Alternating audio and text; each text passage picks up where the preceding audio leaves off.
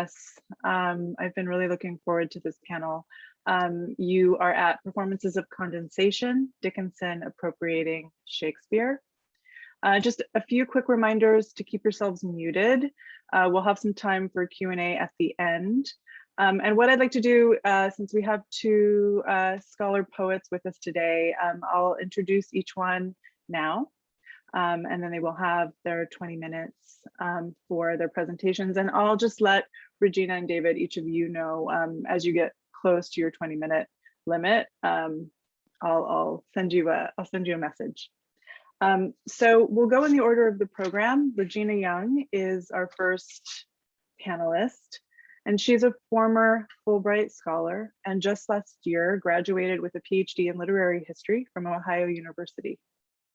Her area of interest is in 19th century depictions of women's lives, religion, and race. She recently joined the English faculty in University of Malaya in Kuala Lumpur, Malaysia. In her free time, she delves into some poetry and prose writing. Our second presenter today is David Reckford, who's reporting from Amherst.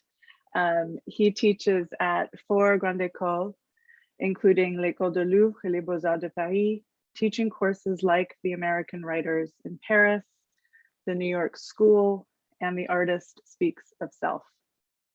In 2019, he completed a doctoral degree at l'Université Paris-Nanterre with a dissertation titled Concentric Circles, the New York Poets, Aesthetics, and Poetics.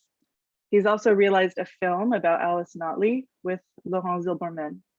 And he is also a painter and a poet. His poems have been read at the Emily Dickinson House. So again, welcome everyone. Please remember to keep yourselves muted. And I will let Regina take it away. Thanks so much, Wendy. A very good morning from Kuala Lumpur, Malaysia. There's currently like a torrential downpour here, so if the electricity goes out, I was thinking we could be like Dickinson, where we shall grow accustomed to the dark and when light is put away.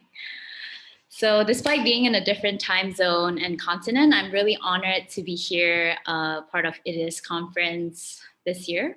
And my papers today explore what I term as Dickinson's playful warrior persona, who infuses both cheer and solemnity in her poetic social commentary. So I start my essay by comparing and contrasting Dickinson speaker to Herman Melville's Captain Ahab, a character often likened to a Shakespearean tragic hero, due to their shared sense of determination. However, unlike Ahab, I argue that Dickinson's persona is also playful, likened to a Shakespearean jester. So in the first poem I'm going to explore in I'm Nobody, Who Are You? Although Dickinson establishes her speaker as a nobody, the speaker is both assertive and also mischievous. So I'll read it out. I'm nobody. Who are you? Are you nobody too? Then there's a pair of us. Don't tell. They'd advertise, you know. How dreary to be somebody. How public like a frog. To tell one's name, the livelong June, to an admiring bog. The speaker's confrontational disposition. I'm nobody. Who are you? Don't tell. They'll advertise. And this sense of active nonconformity resembles Captain Ahab's strike through the mass. For Melville's Ahab, he viewed physicality and nature as hindrances to ultimate truth. All, here he says, all visible objects, man, are but as pasteboard mass. I'd strike the sun if it insulted me. Society and everything therein offended Ahab. And instead of finding humor in the paradoxes and tragedy of human life, Ahab's monomaniacal obsession ruined him. By comparing the public as an admiring bog and one who appealed to them to be like a frog, Dickinson infuses cheer into a solemn social issue. The persona's playfulness is not merely to entertain or even to resist, but function as a way of relishing the process of inquiry. Who are you? Are you nobody too? Society and nature became Dickinson's playground to display the myriads of attitudes and passion in her poetry. Just like Shakespeare in crafting his fools, Dickinson's creation of her personas do not only amuse, although I do believe she enjoys the fun and the wit of it, but she sometimes becomes the voice, well, her personas become the voice to speak her play's most important themes in surprising ways. Her agenda and purpose are both significant and whimsical, a tragedy and a comedy. And if she were Shakespeare, her poems would fall under the category of a problem play, a tragi-comedy. Like Shakespeare, she navigates between grave psychological issues and rollicking jests just to reveal human nature. Like the fool touchstone who jugs meats in Shakespeare As You Like It. And I quote, "As I do live by food, I met a fool who laid him down and basked him in the sun, and railed on Lady Fortune in good set terms, and yet a motley fool." Dickinson's personas, like Shakespeare's crafted characters, are motley, incongruously varied in appearance or character, disparate, embodying different tones and modes and questioning immensely serious topics in society, while happily just basking under the sun and considers the unknown, Lady Fortune, God, in good terms. In another Dickinson poems, Youre Right, the way is narrow, Dickinson's speaker makes a comical attempt to portray the solemn topic of God and the Bible. Her speaker does not evince any sense of reverence, attitudes and tones usually associated with prayer. Instead, the poem's tone is one of cynicism and humor. And here I read it. "You're right, the way is narrow, and difficult the gate, and few there be, correct again, that enter therein. This costly, so are purples, this just the price of breath, with but the discount of the grave, termed by the brokers, death. And after that, there's heaven, the good man's dividend, and bad men go to jail, I guess." The speaker cites a series of biblical texts, drawing attention to the selective narrowing and exclusivity of Christian doctrines. Throughout the poem, Dickinson's speaker seems to imitate a sermon-esque rhetoric and to interrupt scriptures with economic registers which undermine the sacredness of religious texts. Discount, brokers, dividend are unconventionally mixed with heavenly language. By opening her poem with "You're right" and ending it with "I guess," Dickinson's speaker subverts religious certainty with the speaker's creative authority. In comparison with Ahab, who was driven by his unquenchable desire for revenge, and I quote, "Talk not to me of blasphemy, man. God hunts us all. If we do not hunt Moby Dick to his death, we shall perish." In a way, to be or not to be was not a question for Ahab. To avenge himself was a mandate. For Ahab, he only saw destroying the other completely as the solution. It was either revenge or death, kill or be killed. On the other hand, for Dickinson, her speaker engages with the unknown and the limitation of knowledge with wit and humor. Dickinson's dismissive tone erodes the authority of scriptures. In fact, she elevates herself to an equal standing with God and acknowledges, almost audaciously, that God is right, and quote, "He's correct again." The playful back and forth intentionally reduces God to a dubious and suspect proposition.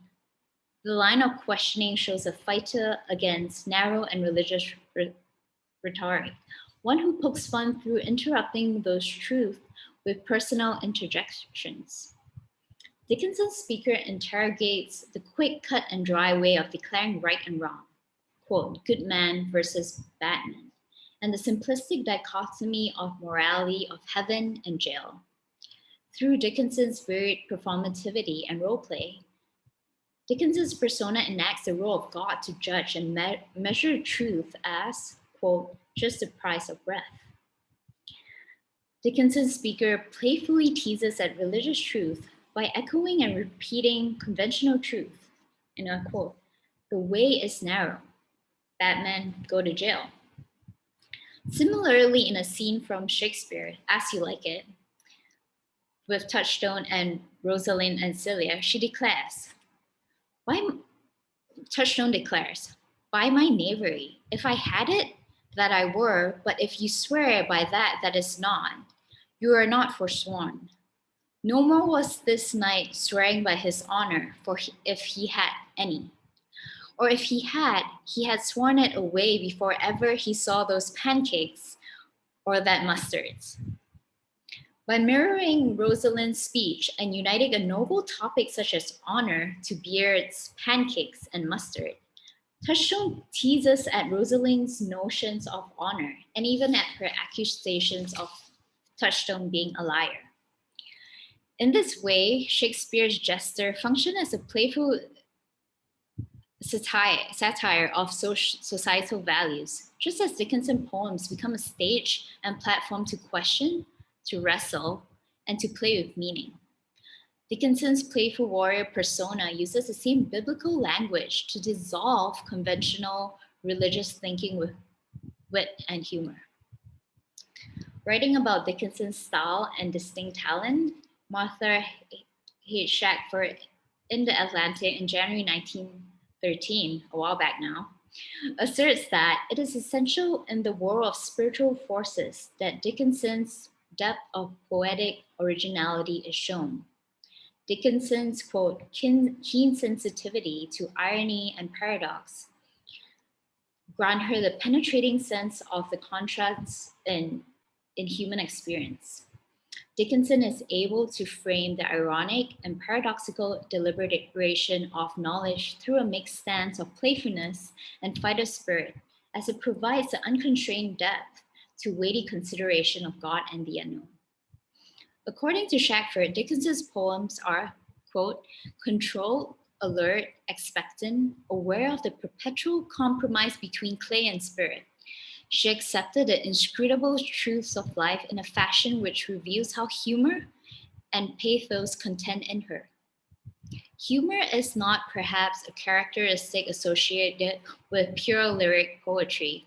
And I think like just thinking about the talk by Adeline and Perrick about what is lyrical and even the idea of the burlesque, how is humor and the burlesque or sexuality, how does that even come into play with shaping what is lyrical, right? And so Shackford goes on to say that Emily Dickinson's transcendental humor is one of her deep resources of her supremacy. Therein lies Dickinson's piercing quality. Through Dickinson's use of irony, paradox, and humor, not too different from Shakespeare, she performs her play and drama of human nature, society, and God. Her pursuit of truth, which define life and the human experience, aim to create, quote, a profound conception of high destinies, end quote, as she opens up possibilities of perceiving both physical and spiritual truth through nature and the environment and through her own convictions and thoughts. Through one of Dickinson's dramatist personae, her playful warrior, which I explore, Dickinson demonstrates a treatment of the unknown which echoes but also differs from major contemporaries of her time like Melville, to showcase her paradoxical but powerful pursuit of experiential truth. She engages issues of God and society with both pleasure and solemnity, urgency and exuberance, to display a distinctly Dickinsonian way of knowing and perceiving. To conclude, I go to Touchstone in the final scene in As You Like It. Here he subverts the notion of the perfect marriage, or more specifically, the idea of the perfect virgin for marriage, by both poignantly and humorously defending his rather ugly betrothed, Audrey. I press in here, sir, amongst the rest of the country copulatists, to swear and forswear, according as marriage binds and blood breaks, A poor virgin, sir, an ill-favored thing, sir, but mine own. A poor humor of mine, sir, to take that no man else will. What could have been a deep tragedy? And in many ways it still is, but interjected with humor and paradoxical wit, creates a playful portrayal of life's discrepancy, something Ahab and many other Shakespearean tragic heroes could not grasp. The comparison between Melville's Ahab and Dickinsonian self-created persona of the playful warrior highlights the varying level of discontentment, protest, and fun in this paradox. Like Ahab, Dickinson's speaker rejects beliefs which require submission and humility. But unlike Ahab, her persona does not recede into pathological rage, which stems from a sense of assault and deep injury. Ahab was indignant until his sense of justice was served. Her speaker is not aggrieved and callously reckless as Ahab. Instead, Dickinson creates a playful warrior persona to address her concerns lightheartedly without undermining the significance of her consideration. Like Shakespeare's jester Touchstone, Dickinson's speaker exudes a sense of nobility and worthiness, whilst presenting tongue-in-cheek moments of truth in her varied personas. And I quote, "O noble fool, a worthy fool, Motley is the only word." And for Dickinson, Motley is her only word. Thank you. Thank you so much, Regina. So we will move now to our next presenter, David Reckford, and then have some time for Q&A. Thanks.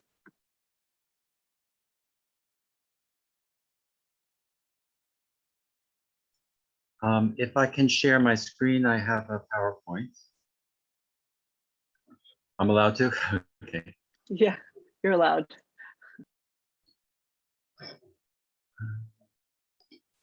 Okay. It goes. Can you see the first slide?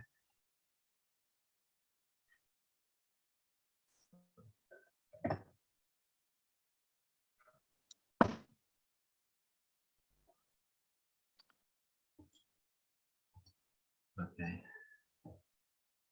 So here goes. Just to say, David, if I could interrupt, we can't see it. If you want to expand it, then we could see each slide in our whole screen, but maybe this is how you want it. I just wanted to say that before you got started. No, I didn't have the menu at the top. It was covered by something else, but okay. Now do you have the whole screen? Yes, thank you. Okay. So the name of my paper is Emily Dickinson Caught Not Being a Player in 870, Finding is the First Act. And this talk is dedicated to my late mother, the choreographer Alicia Morton, who passed away last winter, and who was a great fan of Emily Dickinson. And I'm reading this in her house. Gertrude Stein wrote a book using and questioning the I called Everybody's Autobiography. Emily Dickinson's poem we call 870, Finding is the First Act. Without much exaggeration, we might call Everybody's Epitaph. Bundles all humanity into a single case. She reduces all human adventure to inevitable disappointment and failure. I should say, like Ahab, too. Like Henry David Thoreau's Walden, it was a counterpoint to a striving, conquering culture of 19th century America. We know the highly Shakespearean melancholy and wit infusing Emily Dickinson's poetry, especially, and I'm interested in this, the poem in question with the truly epitaph, she prefaces the poem in question with the truly epitaph-like remark, a project for her own epitaph, a letter to the world that never wrote to her. It goes like this: that I that was worship thee.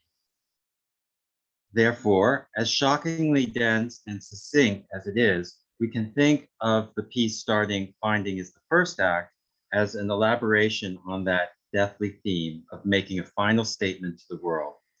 Emily Dickinson's poem is enshrined in the light strokes, the masterful strokes of her pen on paper, but could look right engraved in marble. I'm going to speak about 870, Finding is the first act, its relationship to Shakespeare, particularly the play As You Like It, its autobiographical dimension, and its poetic lessons for the future, including for us today. First, allow me to read the piece, which I've come to appreciate for its spirit and craft. Its 25 words were meant to be read off its flimsy support by perishable humans of the future, us, if they managed to find it and thought about. Here it is.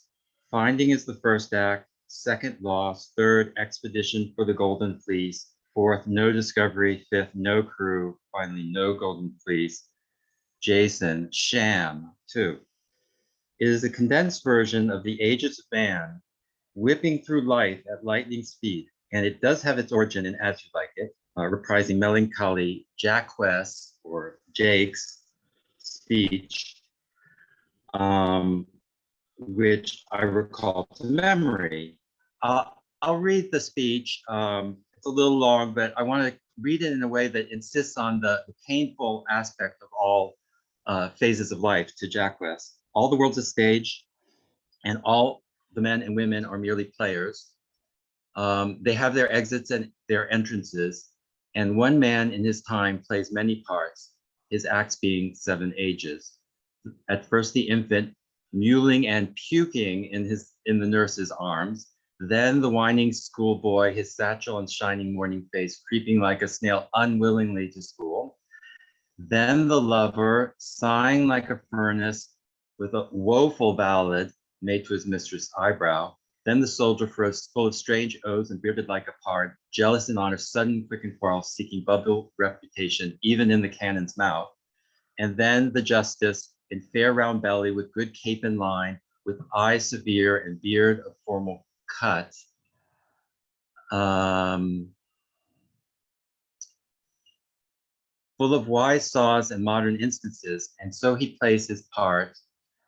The 6th age shifts into lean and slippered pantaloons, with spectacles on nose and pouch on side, his youthful pose well saved, a world too wide for his shrunk shank, and his manly voice turned towards childish treble and pipes and whistles in his sound. That ends this strange, eventful history. This is second childhood and mere oblivion, sans teeth, sans eye, sans taste, sans everything. That speech remains remarkably relevant today and vivid. Some 160 years ago, it inspired Emily Dickinson to do some intellectual work. In its time, over 400 years ago, it was in turn a kind of riff on a well-known phrase by Seneca, life is a play. What counts is not lasting long, but being well played. And it is wonderful to break down the fourth wall by nesting such a speech about playing roles within a play. I do think that Emily Dickinson would have appreciated the message concerning the vanity of the roles one might be tempted to play in life, playing the games of life, since she chose to stay much in the wings of the theater of amorous society, so to speak. The line, seeking bubble reputation, even in the cannon's mouth, must have resonated with her. Perhaps that line, we can speculate, contributed to her brother Austen's decision to avoid going to war.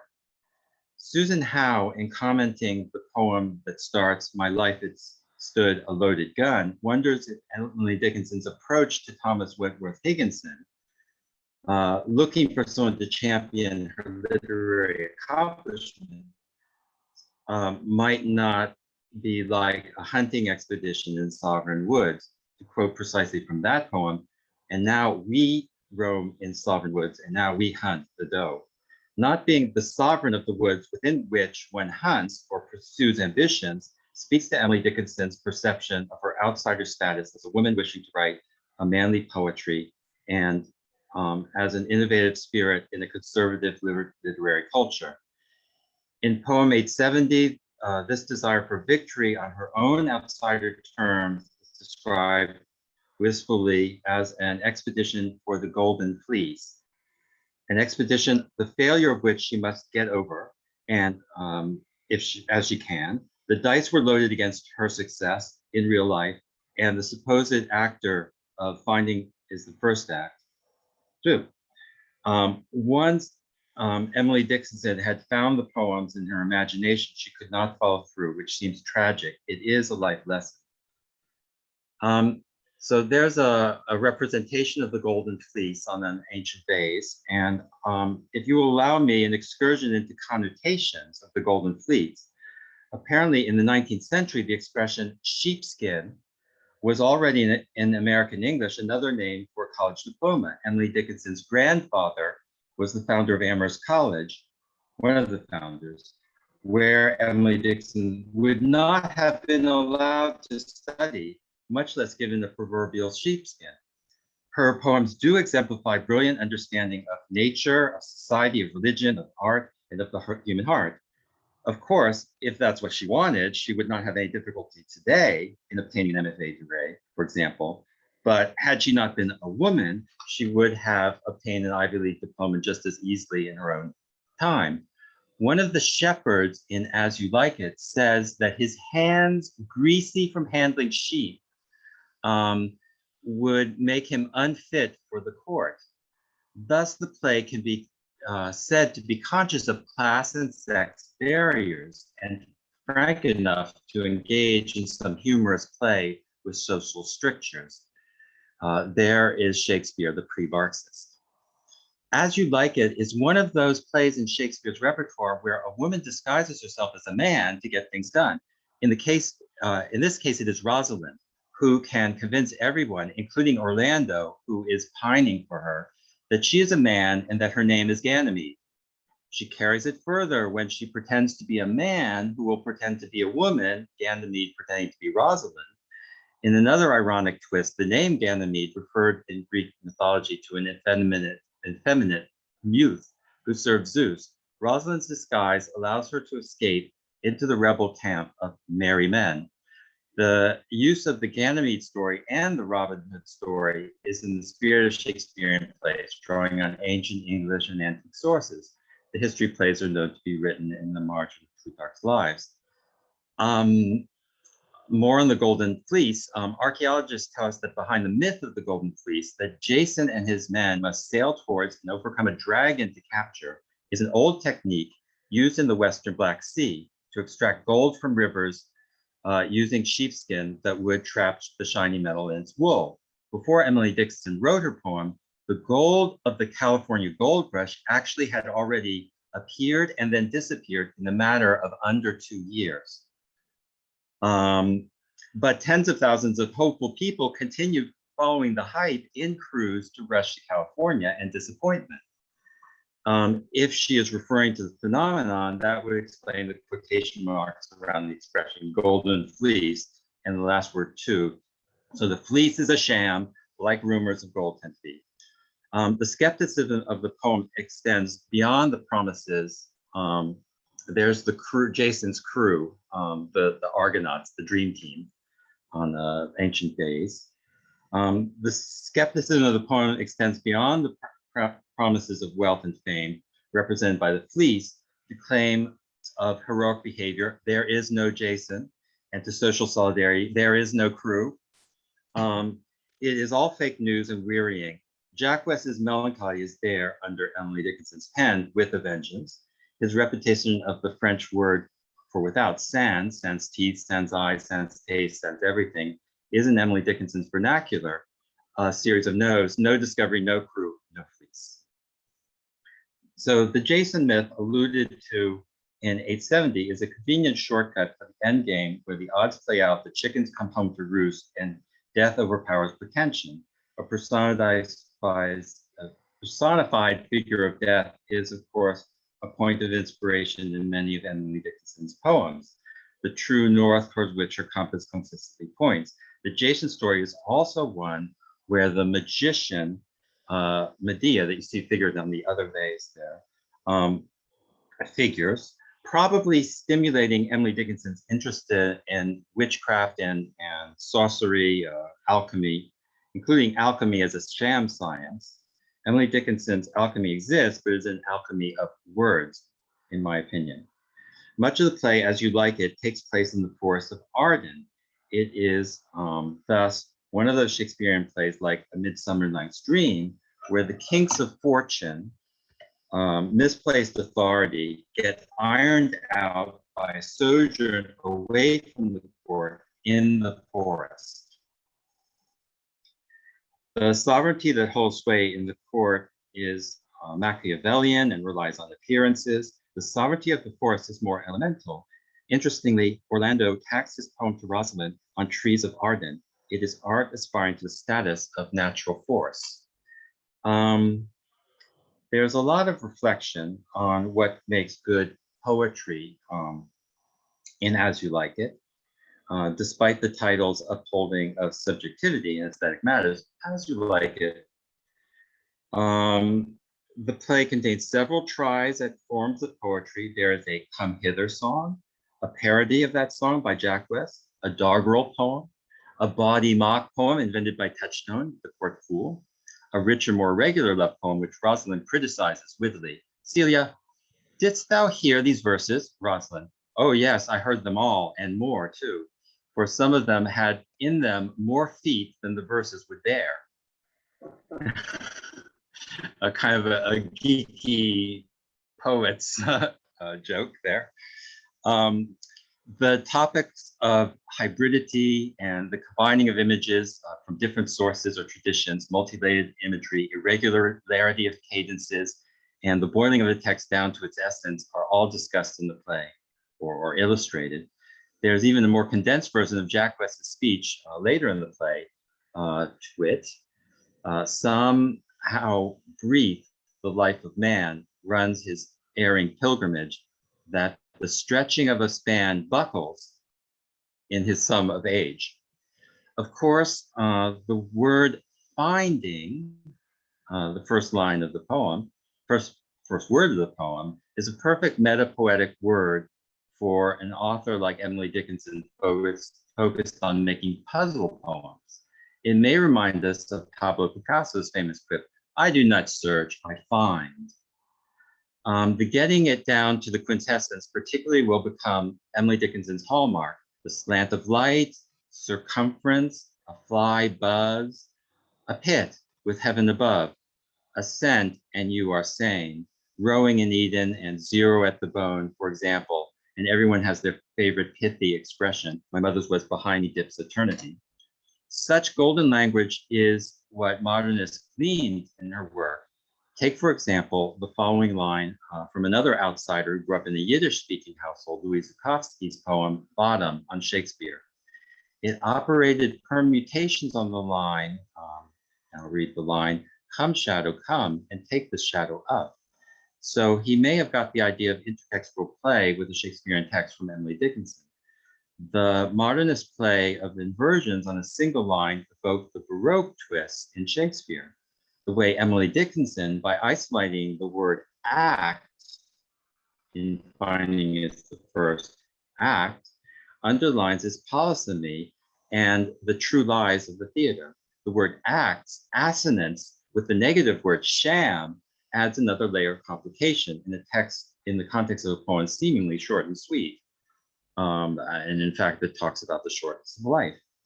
Zukowski's friend, Lorine Niedecker, famously following Emily Dickinson, compresses the artistic life into 21 words in her poem, The Poet's Work.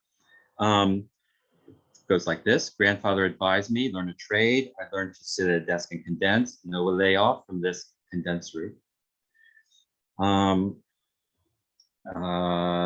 Let's see, or you can think of the beginning of her poem, Lake Superior, where everything reduces to rock. And I quote the first line of Lorine Niedecker's poem, Lake Superior. In every part of every living thing is stuff that that once was rock.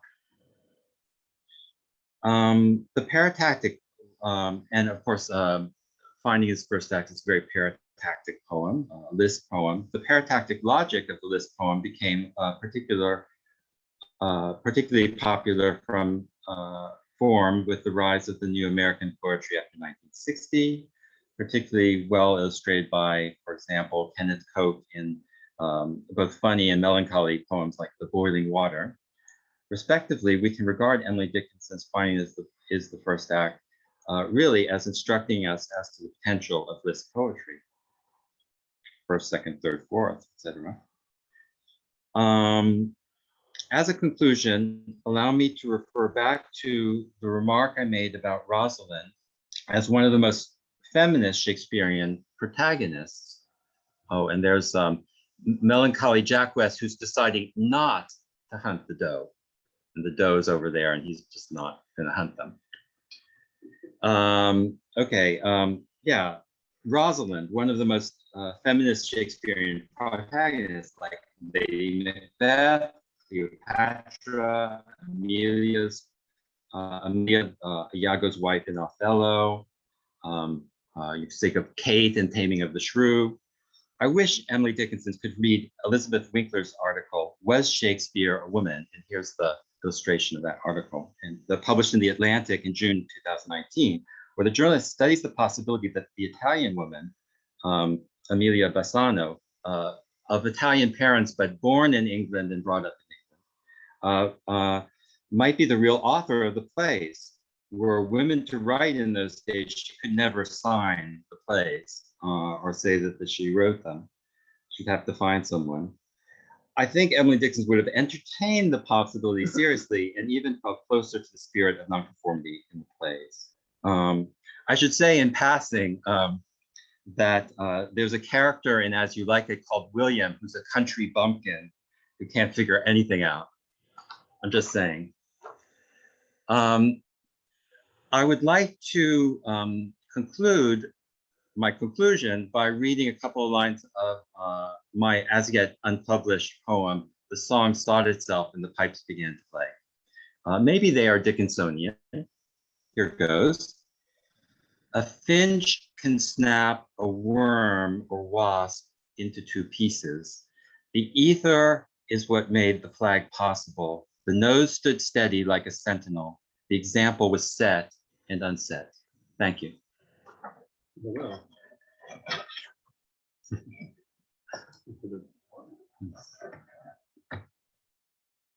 How did I do on the timing there?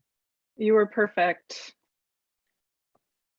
Thank you, David, and also thanks again to Regina. So we now have about 10 minutes for questions and for conversation. So I think for now, if you have a question or something you want to contribute, go ahead and put your name in the chat, and then you can unmute yourself to ask your question or ask your comment.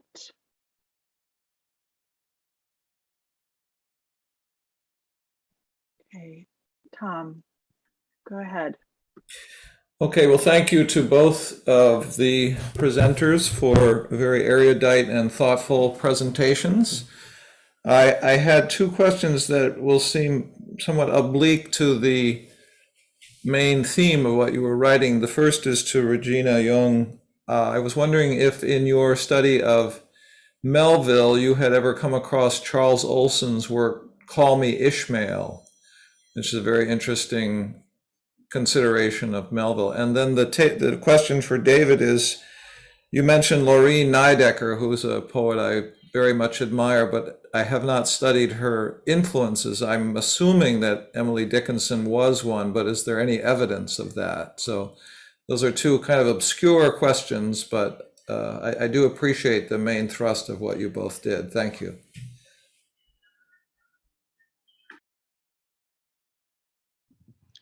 Thank you for that, Tom. I've actually not read anything by Charles Olsen. Is that who you were saying? Call Me Ishmael, and definitely would like to read more about that.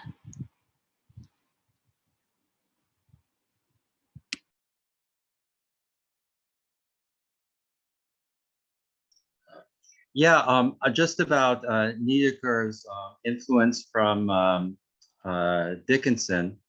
I think the poem I read, Poet's Work, is a direct echo to that poem. And I'm sorry, I can't give you the number. The one about gathering, spreading wide the hands and gathering prize for occupation this, for occupation this. So I think that's a very clear echo. And I think that also the other thing that about it all comes down to rock. You know, it's just rock. I mean, that's very much in the spirit of Finding is the First Act, really, and many other poems. So I think we can have a pretty strong suspicion that there's a kind of a kindred spirit there between Nietzsche and Dickinson. Thank you both. Thanks.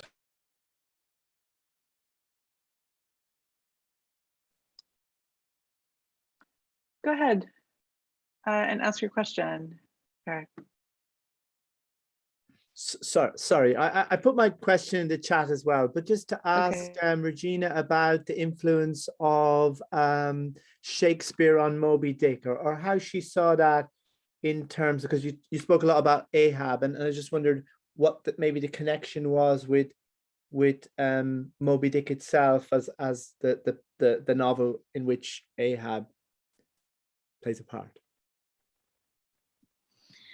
Right, so I'm not really sure if Dickinson read Melville, but how I would see it when I compare Ahab with Dickinson is I was just so like drawn to Captain Ahab's determination and the sense of like how he's being compared to this Shakespearean tragic hero, right? Like just consumed by his passion and his will. And so like in certain instances in Dickinson too, I like see that being enacted in her poems, right? But in many ways, it's like a performance. Like one can come to a conclusion if like she's like complaining about God, you come to the conclusion that okay, she hates God, right? It's like in different poems she expresses really like a varied sort of personality, and so I think like that sort of questioning of like the human experience, nature, God, it's very much in like Shakespeare's plays as well. And I just want to comment like how even David and I just chose like As You Like It, how it's very much about illusions, disillusionment, like a facade, and thinking also more about poetry, right? I think David mentioned this thing about what is truest poetry is most feigning, and how is poetry something really true for Dickinson? And one could say yes and no, right?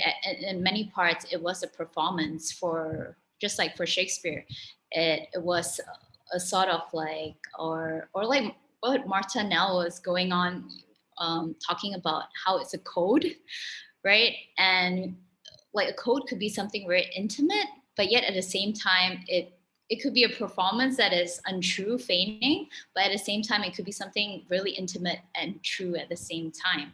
So just thinking how, like for Shakespeare and for Dickinson, that is part of the role of the playwright and communicating through their stage of poetry or even in a play, right?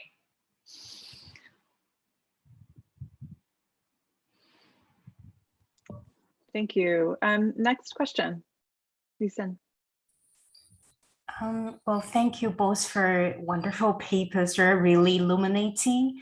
I'm thinking about the discussion yesterday about how Dickinson tend to identify with some more noble people, highbrow characters. And I feel like in both of your talks, you seem to touch upon how Dickinson could potentially also echo voices of fools or laborers, and more like characters from a lower class maybe. And I thought that was fascinating. And I'm thinking about what both of you also mentioned about this theatricality as some kind of act. It's artificial, it's fictional. and that kind of playful. It kind of remind me of how Dickinson liked to use voice of a child to pose as someone who's naive and innocent, as well as like, you know, skeptical and sophisticated. So I wonder if you have any like thoughts on this idea of like Dickinson's identification with certain kind of more characters were more marginal in Shakespeare's plays, and how that might be tying to your discussion about this idea of childhood voice or playfulness. Thanks.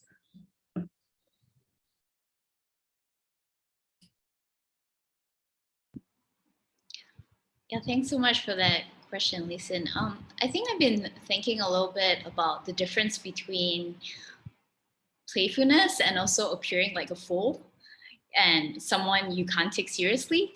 So I'm still thinking through that, and I would love to hear what you think about it, because when Dickinson's speaker appears foolish or even childish, like it does not dissolve the question or the significance of what's being presented, right? Or maybe she is sort of like mocking the subject or playing with that. So I'm still trying to draw the distinction between, okay, yes, she's being playful, but she's also highlighting the seriousness of the subject, very much like in Shakespeare's comedy, right? Even though it's funny, it's a fool speaking, but there's so much wit and wisdom in what is being said. Like you have to find a diamond in the rough.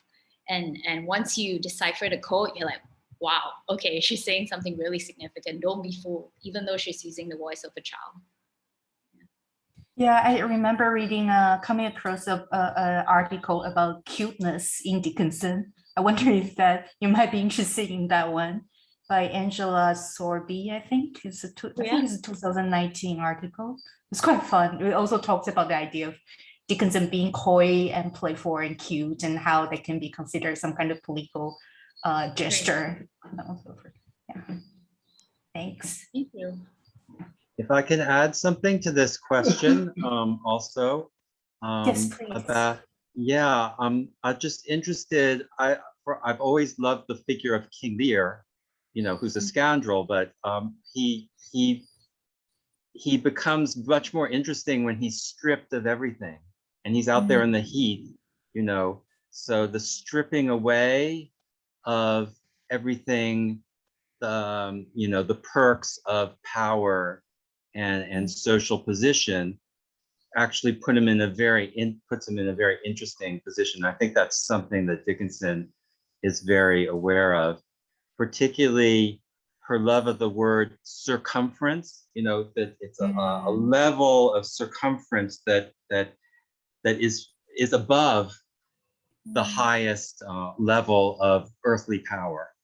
And I think it's something like that. It's a very complicated word, circumference, in her work, but that's one aspect of it, I think. That's wonderful. Thanks.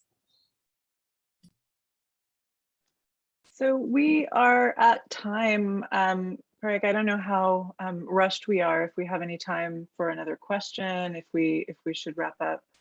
We have, if other people have another question. I mean, I just wanted to say, Dave, I thought both talks were brilliant. I really loved what you did there, because you kind of took a long speech from Shakespeare, then linked it to a short speech from Dickinson, and then talked about the way other later poets have followed Dickinson's power into this kind of condensation. I thought that was wonderful. Thank you. Yeah, I second that. Both papers have raised a lot of interesting questions for me. I'll spend some time doing some research right after this just to catch some of this thought. But I put a question in the chat, and I think someone, Dan, has a question. But I just wanted to say that it's really interesting to think about what she does on the level of the persona, right? The playing a part, and how she's working with form in relation to that potential method. Right, the particular parts of a poem, the paratactic, and how the form is working in relation to some of the performativity of her speakers. So something I'm going to hold on to think more about. And Dan, go ahead and ask one more question as we close. Yeah, thank you. It's only half formed, but it's related to what you say, Wendy, about the paratactic patterns. That who was it who connected "My life had stood a loaded gun" to nursery rhymes like "I met a man of double deed"? That poems that seem to encode a kind of inevitable pattern in the way they're articulated and in the way they're set up, and how a sort of paratactic pattern where one thing leads ineluctably to the next.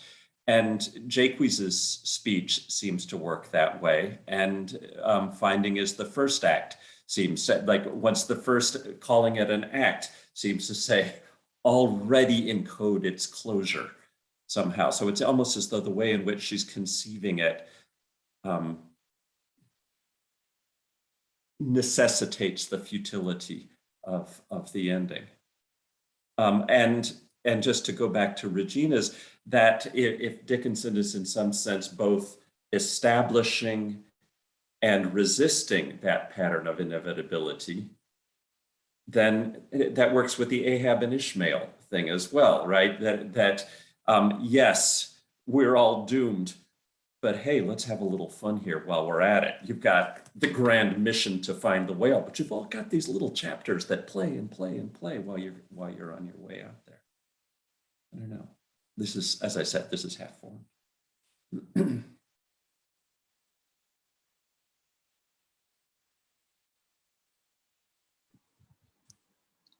Yeah, thank you, Dan, and even Wendy for the comment.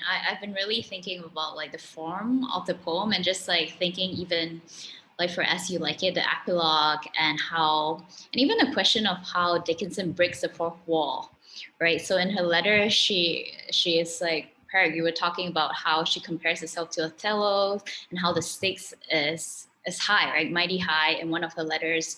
And so in her letter, she's playing this, enacting Othello, and sometimes in her in her poems, she is enacting personas, but is there any time where she's actually speaking directly to the audience, right? Breaking the fourth wall, and instead of being in a play, she is actually speaking to the audience and readers like, hey, this is what I really think, right? And so just got me thinking about the form of poetry, fourth wall, epilogues, and yeah. Thank you so much, everyone.